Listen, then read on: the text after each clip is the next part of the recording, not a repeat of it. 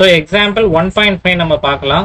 So இந்த எக்ஸாம்பிள்ல என்ன பெரிய கொஸ்டினா கொடுத்துருக்கான். இதை நான் சிம்பிளா ஃபர்ஸ்ட் நான் என்னன்னு சொல்லிடுறேன். இப்ப நம்ம கிட்ட வந்து ஒரு நைலான் த்ரெட் இருக்கு. ஓகே, ஒரு நைலான் த்ரெட்ல இருந்து நம்ம என்ன பண்றோம்னா ஒரு மெட்டல் ஸ்பியரை ஹேங் பண்ணிருக்கோம். இப்போ ஒரு நைலான் த்ரெட்ல இருந்து ஒரு மெட்டல் ஸ்பியர் ஹேங் ஆயிட்டு இருக்கு. அதோட சார்ஜ் வந்து கியூன்னு சொல்லி கொடுத்துருக்கான்.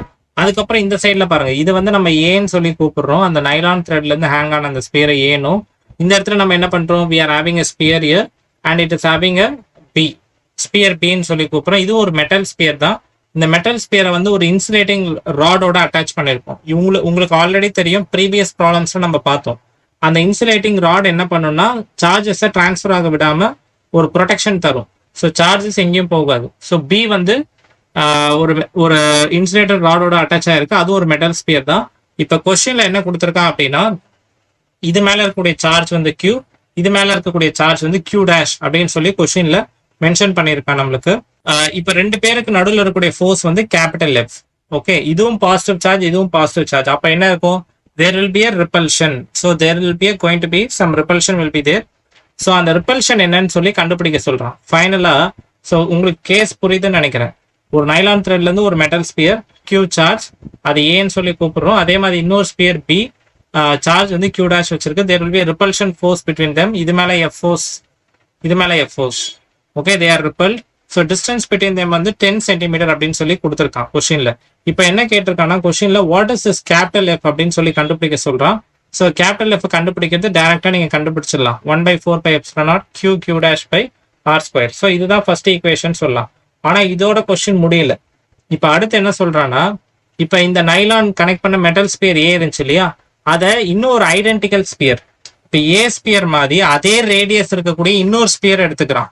ஓகே, இன்னொரு ஸ்பியரோட கான்டாக்ட் கொண்டு வரானா, ரெண்டு பேருக்குமே சேம் ரேடியஸ் இருக்கு, சிமெட்ரிக் ஸ்பியர் அப்படின்னு சொல்லி நம்மளுக்கு கொஸ்டின்ல மென்ஷன் பண்ணியிருக்கான். இந்த பாருங்க, ஃபைனலா கீழே என்ன கொடுத்துருக்காங்க, ஸ்பியர் ஏசி பிடி ஹேவ் ஐடென்டிக்கல் சைஸ்.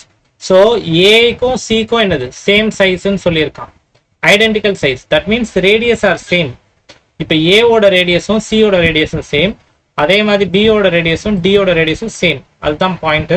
இப்போ என்னது, நம்மளுக்கு ப்ரீவியஸா எவ்வளவு சார்ஜ் இருந்துச்சு, கியூ சார்ஜ் இருந்துச்சு இல்லையா. இப்போ நான் இன்னொரு ஐடென்டிக்கல் அன்சார்ஜ் ஸ்பியர், நல்லா கவனிங்க, ஒரு அன்சார்ஜ் ஸ்பியரோட கான்டாக்ட் கொண்டு வரேன். இப்போ மேல வந்து கியூ ஸ்பியர் இருக்குப்பா, சார்ஜ் கியூ உள்ள ஸ்பியர் இருக்கு. அதை ஒரு அன்சார்ஜ் ஸ்பியரோட கான்டாக்டுக்கு வந்தோடனே என்ன நடக்கும் அப்படின்னா, இங்க Q/2 சார்ஜர் கியூ சார்ஜ் இருந்துச்சா, பாதி சார்ஜ் அதுக்கு கொடுத்துரும் கான்டாக்டுக்கு வரும்போது. இது வந்து it's standard factual point. Here two spheres have same radius, so the charges are equally distributed. Okay, இதுல Q சார்ஜ் இருந்துச்சு, இது இனிஷியலா அன்சார்ஜா இருந்துச்சு C, பட் டச் ஆனதுக்கு அப்புறம் என்ன ஆகுது, இதுல இருக்கக்கூடிய Q/2 சார்ஜ் அதுக்கு போயிடுச்சு. நீங்க கேட்கலாம், ஏன் சார் Q/2 போகணும், ஏன் Q/3 போகல, இல்ல வேற ஏதாவது வேல்யூஸ் ஆஃப் சார்ஜ் ஏன் போகலன்னா, the reason is they are identical spheres, that is same radius. Okay, so இங்க Q/2 டிஸ்ட்ரிபியூட் ஆயிடுச்சு. ப்ரீவியஸா இங்க Q dash இருந்தது, Q'/2 ன்னு சொல்லிட்டு என்ன ஆயிடுச்சு, it has been distributed.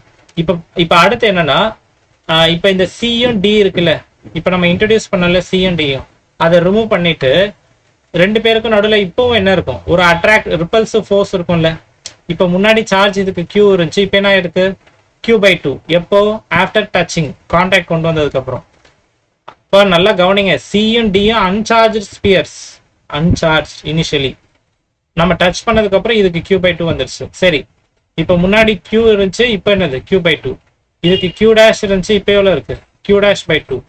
Distance முன்னாடி 10 சென்டிமீட்டர் இருந்துச்சு, இப்போ எவ்வளோ இருக்கு R dash is the distance. R dashன்றது 5 centimetre, distance between them is 5 centimetre. So ப்ரீவியஸா இருந்த வேல்யூல இருந்து /2 ஆயிருக்கு. ப்ரீவியஸா 10 சென்டிமீட்டர் இருந்தது, இப்போ டிவைட் பை 2னா என்னது 5 சென்டிமீட்டர். 5 சரி, கிளியர். ஸோ இப்போ இந்த F dash ஃபோர்ஸ் என்னன்னு சொல்லி கண்டுபிடிக்க சொல்றோம். ஆல்ரெடி F கண்டுபிடிச்சிட்டோம். F டேஷோட வேல்யூ என்ன வரும், 1/4πε0 Q'/2 டிவைடட் பை டிஸ்டன்ஸே /2 ஆயிருக்கு. அப்போ R/2 whole square. Okay, so values substitute பண்ணி பாருங்க. இங்க வந்து இங்க ஒரு 4 வரும், டினாமினேட்டர் இங்க ஒரு 4 வருது.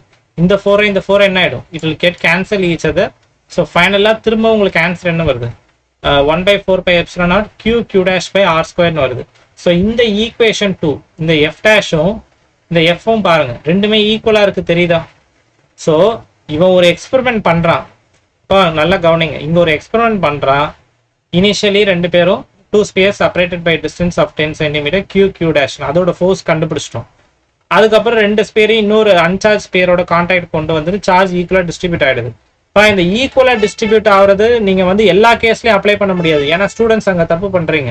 எல்லா கேஸ்லையும் ஈக்குவல் சார்ஜ் டிஸ்ட்ரிபியூட் ஆகாது. ரெண்டு பேருமே ஐடென்டிக்கல் ஸ்பியர்ஸ், இதுக்கும் அதே ரேடியஸ் அதுக்கும் அதே ரேடியஸ், அதனால தான் ஈக்குவலாக ஸ்ப்ரெட் ஆகுது, டிஸ்ட்ரிபியூட் ஆயிருக்கு. புரியுதா? எல்லா டைமும் அப்படி இருக்காது, சேம் ரேடியஸ் இருந்தால் தான் அப்படி நடக்கும். Very important point.